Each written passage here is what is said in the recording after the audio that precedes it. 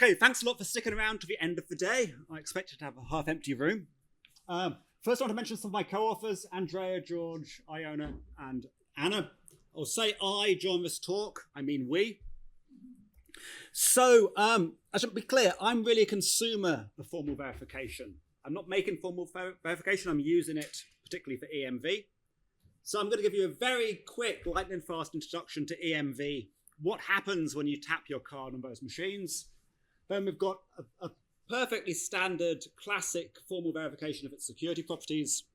Then a few novelties to find out what goes wrong. We tried checking correctness properties as restrictions, and we've made heavy use of formal models for reverse engineering, which I'll talk about at the end. Then maybe if I have time, a few words about what we're doing to try to make it quicker. So first, EMV is actually a complex system. This is just the files I had on my laptop about the EMV spec. These documents are thousands of pages long, and a lot of it's not specified. If you've used transport mode, it's not specified. If you use your phone, you can make huge transactions with no limit. For Visa, that's in the spec. For MasterCard, it's not in the spec. So there's quite a lot of public specification, but companies are just adding their own stuff into this ecosystem ad hoc and not documenting it, not telling anyone what they do. But looking at just the Visa spec, we have quite a standard cryptographic protocol.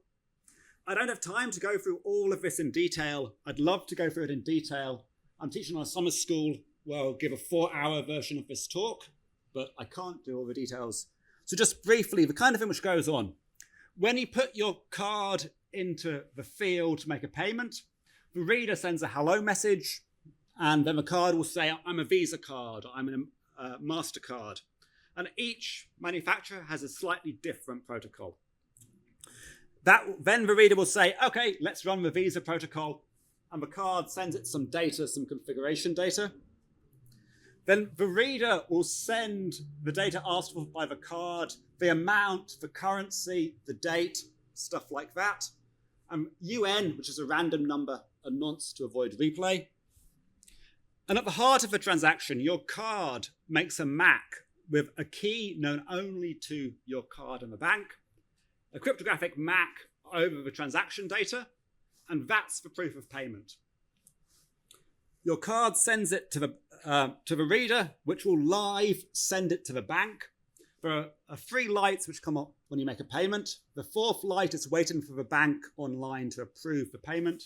The bank checks the MAC. If it checks out, the bank says, good, that's a payment, I will transfer the money. So that's at the core of what happens lightning fast whenever you pay online. So there's a slightly different version of the protocol for offline transactions, and that includes a few extra features. There's a risk profile sent to the reader. The reader might tell the card, hey, I'm offline. Do you still want to do this transaction? The reader will do a cryptographic signature of all of the data and all of the settings. And it will send that to the reader. So the card does the signature, and it sends it to the reader along with a field which says, this card accepts signatures. This card won't accept signatures.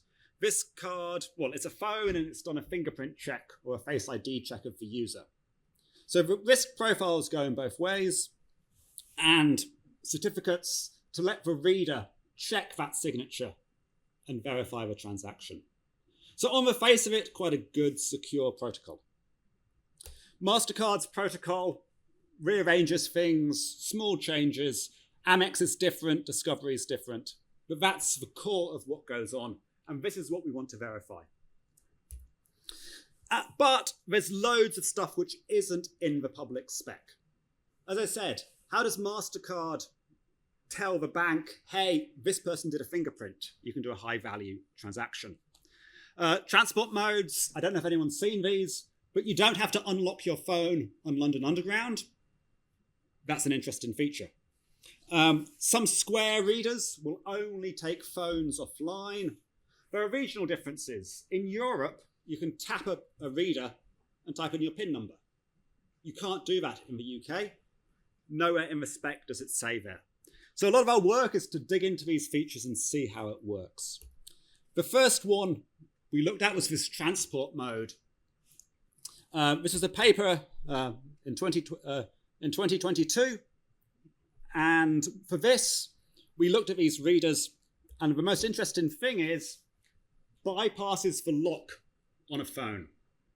This is because if you're behind a long line of people at a transport gate and you pull out your iPhone and you make everyone wait while you type in your PIN number, everyone behind you in the queue will hate you and hate iPhones. So they've changed it so you can get through super fast, but it bypasses the lock screen, which of course makes it interesting.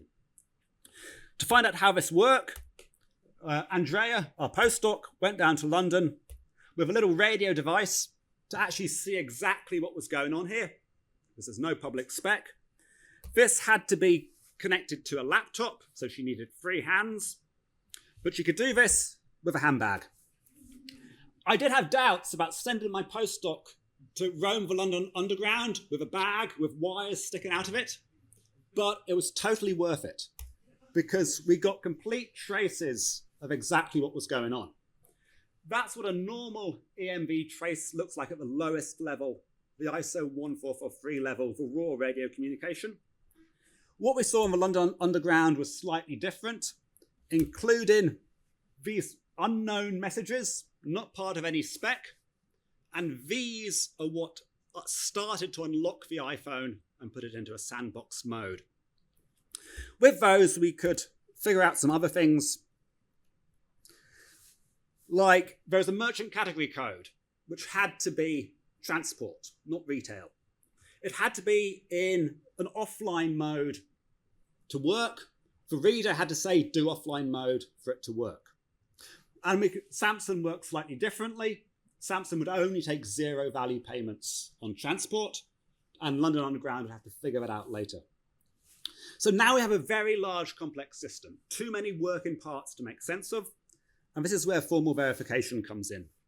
We use the Tamrin protocol verification tool. It's a great tool for verifying cryptographic protocols. And we write down the protocols using multi-set rewriting.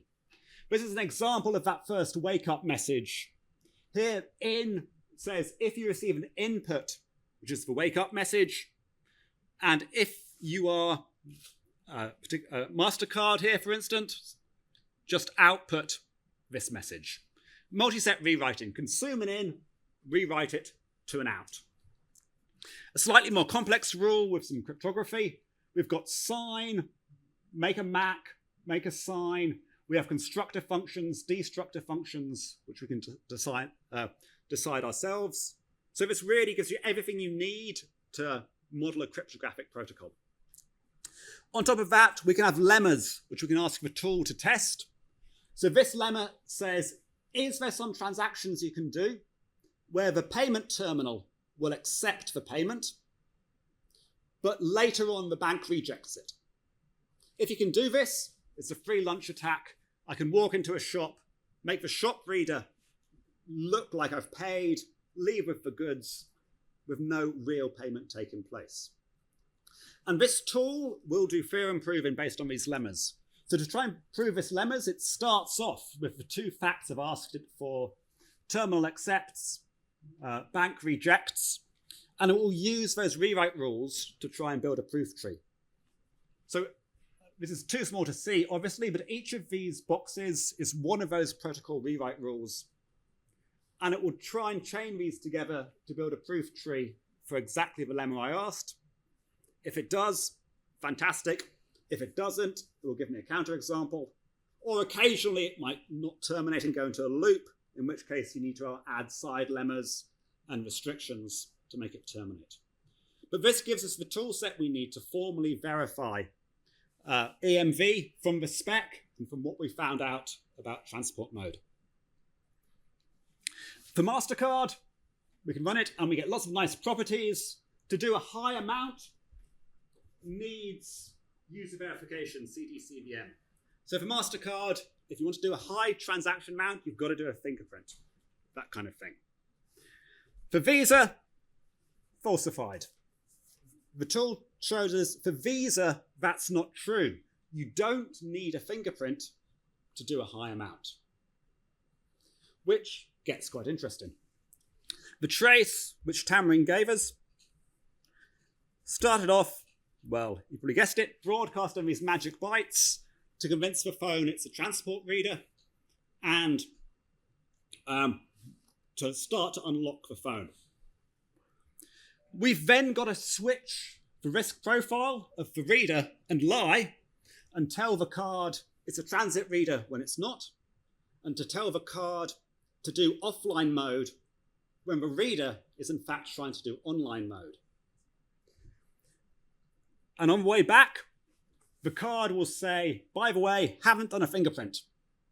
We lie, we change that, and we lie to the reader and say it has done a fingerprint. Now, this signature would absolutely catch this out. This is a signature of all of the data on the transaction, but because the reader is running in online mode, it doesn't expect it. So we can just delete that signature entirely. The reader thinks it's online mode, the card thinks it's offline mode, and the signature is being verified. So the transaction will go through.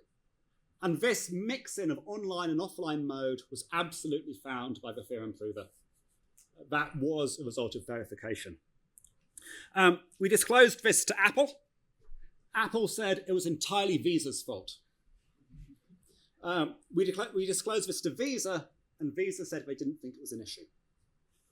So, of course, this got some press coverage a few years ago because, yep, if you have Visa and Apple, this does apply to you. Based on this press coverage, this YouTube channel got interested and made a video about it. I used to have an old demo of this I did in my office. They made a much better demo, which I'll show you now. It's the end of the day, and I think we need a video. And hopefully there's sound. I'm going to enter a slightly larger amount. Careful. Careful with that. Careful. Careful. That's a lot of zeros. Careful with that. Oh my God. Okay. Let's see it. Let's see if it works. Okay, I'm going to do it again. We're just, all we got to do again, put your phone locked Phone on this device. locked on that device. Yes, exactly. And, okay, we're going to start the script again. Okay.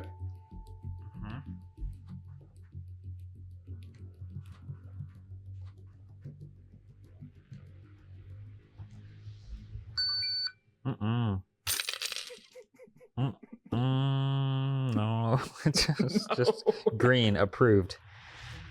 Print that up. Print that. Oh, we did that. That is crazy. Yeah, I'm gonna need that back. Yeah, For sure, I'm gonna need that back. Okay, so you can find that video online. They do a much better job of explaining the attack in detail.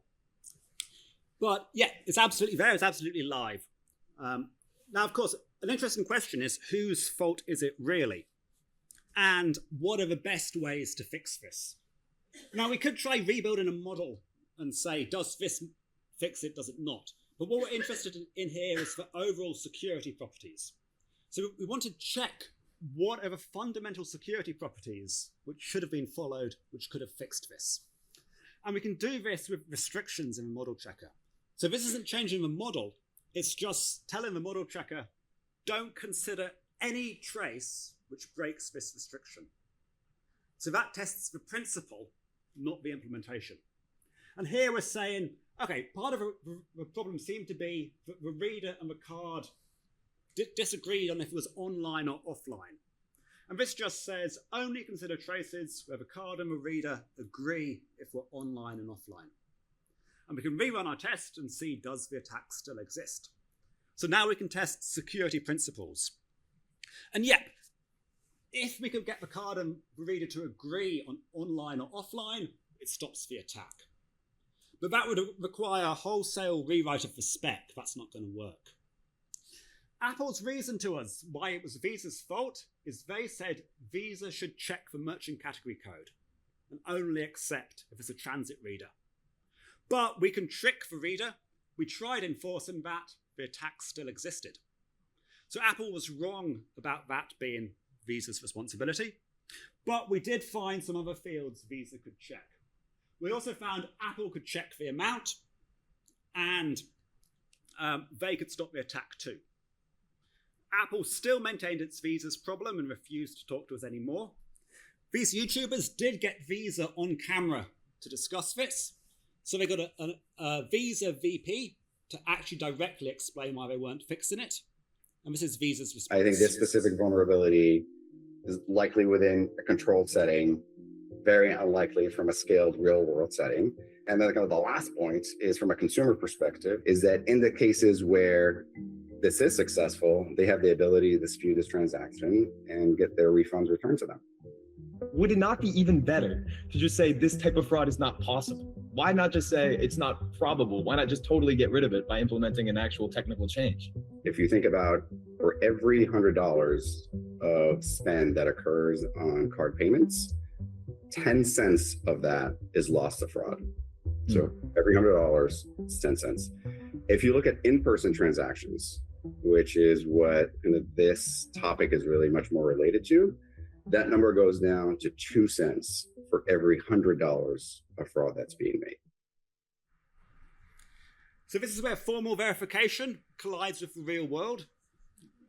But yeah, it's kind of hard to argue with that with a formal theorem. But that is Visa's position to this day. And if you have Visa and an iPhone and transit mode, your bank account can totally be emptied. But we're nowhere near finished. There are loads of other things in the EMV spec which are kind of interesting, but a lot of this is at the back end. We took a look at this in a Usenix paper from last year. And the point here is the back end spec is not public. We can speculate, we can say it might be this, it might be that, but we need a way to test it. So what we did in this last paper is we speculated. We built models to say, maybe it works like this. And we used the formal models to say what traces should be possible and shouldn't be. And then we went and looked at the real system, tried transactions to see what was possible. And with that, we could actually compare speculation in the model to what we see on the ground and figure out how the system works. So we have some findings from that. For instance, Visa tend to do a lot more checking on the reader. MasterCard tends to check things at the bank. So if you do a fingerprint on your phone, MasterCard's back-end servers are responsible for checking that. Square Readers advertised an extra safety feature, which is you could only use phones offline to stop people using cancelled cards offline. And we found they did that by using Apple and Google's loyalty card scheme. They asked, do you have a loyalty card? If the device said yes or no, they said, great, you're a phone. If they said error, it's a plastic card. And we also worked out how Visa do tap and pin versus MasterCard do tap and pin. Putting all this together and formally modeling gave us a lot more. So there was 8 new attacks on EMV, some more important than others. We could now do over the limit for MasterCard as well by knocking a reader offline, tricking the reader into believing that a card was a phone, and then the reader would delay the checks until it went online. So the important thing there is we could take the reader offline by interrupting its connection. We can turn non-tap and pay cards into tap and pay. So finally, we in the UK can do tap and pay as well. But you need the PIN number for that. So it's not really a dangerous attack. My favorite was this, where we knocked the reader offline and then convinced it to delay verification of the signature, which meant we could effectively take any amount at all without any kind of card present. So that's £20,000 run up on the reader, and it's quite happy to accept that with no real card because of the way Square work with MasterCard's back-end verification. It's worth saying MasterCard and Square were the exact opposite of Visa and Apple. MasterCard and Square were competing to see who could patch things first, and both trying to fix it. So all these have been fixed. It's only the Visa-Apple vulnerability which remains. But we want to really make things better. And a big thing here is formal verification works well in this scenario. We've got a scenario where Apple doesn't tell Visa what they're doing. Visa don't tell Square what they're doing. But each add in features and how they interact is very subtle and very difficult. Formal verification is a great way to see how do these things interact and work with each other. Really, it's very lucky that this is the perfect size problem for this kind of theorem-proven approach. We also have a more long-term solution. Most of our attacks involve messing with the connections between the card and the reader. So we've got a simple distance bounding protocol where we measure the time the round trip takes. If it's above a certain limit, we think it's a problem. If it's below, it's not. One of our contributions is to look at the NFC levels, and this is time-ins from a card. The low-level ISO 143 time-ins, the handshake before the EMV protocol starts, is so much better that that's the obvious place to do this distance bounding. So we have a protocol we've proposed to do that, which of course we've formally verified for security properties and distance bounding properties. And we're currently getting this added to ISO 1443. We thought it would take about a year. We're 3 years in, and the amount of arguing over placements of commas and dashes and hyphens is incredible. But we have a final amendment, which we hope will be added to the standard this year. And then manufacturers will start to implement it. So hopefully we'll have a fully verified security protocol going into the basic smart card standard, and then hopefully onto people's cards in a few years' time. So that's basically all the work. There's a lot more in EMV we want to find.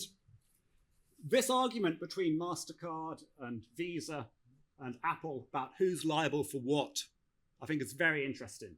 I'd love to be able to say something formally about that. And we have another paper at Usenix last year where we did fully backwards compatible anonymous EMV. But of course, who's liable for fraud in that case is a very subtle question. This came up with MasterCard actually. MasterCard told us if the merchant does an offline transaction, the merchant is liable.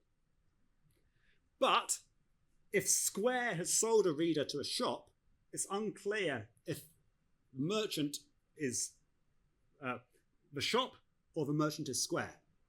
And also, if we knock a reader offline and it doesn't inform the shopkeeper it's now offline, who's liable then?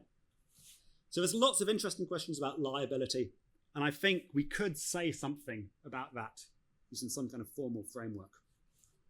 And we want to apply the same methodology to other areas where we have a big spec, complex rules, and some stuff which is not public, which needs to be reverse engineered. I think this is a great place to do it.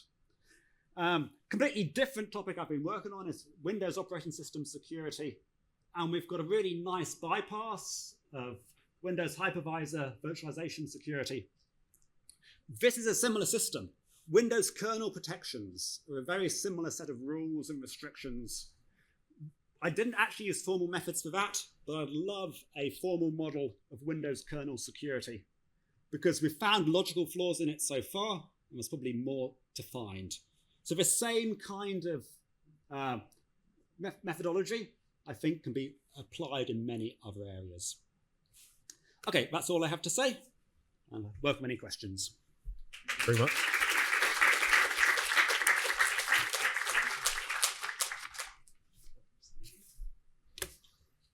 Thanks for a really interesting talk. So you mentioned that unlike Apple and Visa, Square and MasterCard have been pretty receptive to this and responsive to the issues you found. Have you had any luck convincing them that maybe they should try some of the formal method stuff before shipping? Oh, actually, no, I should have said that, yes. So MasterCard have a new EMV protocol they've proposed, which which hasn't been used yet, but it's a new proposal. Yes, they have had that formally verified in Xamarin, and it looks good. Yeah, so MasterCard, I think, are sold. Square are receptive as well, but MasterCard are actually using protocol verification. Thanks very much. Extremely interesting. Two questions. First, you said that you hope to employ formal verification to avoid those errors, but my impression was that you did not have any description of what protocol was being used, and you deduce the protocol, and you deduce what the partners are doing. So what are you verifying then? Okay, so it's a combination. If I go right to the start.